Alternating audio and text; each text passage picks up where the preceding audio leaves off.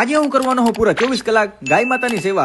રામ રામ ડાયરા ને સૌથી પહેલા આપણે પૂકી ગયા લાલપુર લીલા પીઠે. અહીંયા સૌથી વધારે રખડતી ગાયું હોય, એક પછી એક બધી ગાયોને આપણે ચેક કરવા માંડ્યા. પણ ખુશીની વાત છે કે અહીંયા કોઈ પણ ગાયોને કોઈ પણ પ્રકારની પ્રોબ્લેમ નથી. અને આ સેવા કરવાનો મોકો આપણે મળ્યો છે સુરેશભાઈ વસરા દ્વારા. આ એમની હરતી ફરતી ઇકો ગાડી છે જેની અંદર દવા, બાટલા, ઇન્જેક્શન અને ગાય માતાને સારવારની લગતી બધી સામગ્રી છે. અને મેઇન વાત એ છે કે આ બધું ફ્રીમાં છે. બીજા લોકેશન ઉપર પૂકી ગયા અને અહીંયા આ ગાય માતા બીમાર હતા. ચેક કરતા ખબર પડી કે વધુ તડકાને લીધે ભાઈ તાવ આવી ગયો. કઈ વાંધો નહીં, જરૂર લગતા ઇન્જેક્શન આપણે ભરી લીધા અને માતાજીને દઈ દીધા. ત્યાંથી 60 કિલોમીટર દૂર એક બીજા ખેડૂતનો ફોન આવ્યો. આવા તડકામાં ભાઈ નીકળી ગયા હૈ. આપણે તો એક જ દિવસ સેવા કરવાના છે, પણ સુરેશભાઈ વસરાની ટીમ છેલ્લા 2 વર્ષથી ભાઈ આ સેવાનું કામ કરે છે. એ લાલપુર જામજોધપુરના 85 ગામમાં ફ્રીમાં સેવાઓ. હા, તો આ ગૌશાળાનું લોકેશન હતું અને આમાં આ ગાય માતાને દૂધમાં લોહી આવતું હતું. ચેક કરીને ભાઈ ઇન્જેક્શન અને જરૂરી દવા આપી દીધી. એ જ જગ્યાએ એક આખલા ને હિંગડા નીચે જીવડા પડવાનું ચાલુ થઈ ગયું હતું. તો ઇકો ગાડીમાં દવાનો સ્પ્રે ભેગો હતો, એ ખેડૂતને દઈ દીધો. જે જગ્યા ઉપર જીવડા પડતા હોય ત્યાં સ્પ્રે મારી દેવા. આટલું કરી લીધું તો એક નેક્સ્ટ ફોન આવી ગયો. તો હું ને સુરેશભાઈ વસરાની ટીમ આવા ભર તડકામાં નીકળી ગયા. આ હે લાલપુરની ગૌશાળા. આની અંદર ભાઈ માંદી ગાયું બધી બહુ આવતી હોય. એમાંના એક બદુડાને આપણે ડ્રેસિંગ કરવાનું હતું. પાવડર તૈયાર કરીને ભાઈ આપણે ડ્રેસિંગ કરી નાખ્યું. ખરેખર ભાઈ સુરેશભાઈ વસરાને ધન્યવાદ દેવો જોઈએ, કારણ કે અત્યાર સુધીમાં ભાઈ 2000 કરતા વધુ ગાયોને ભાઈ સારવાર દઈ દીધી.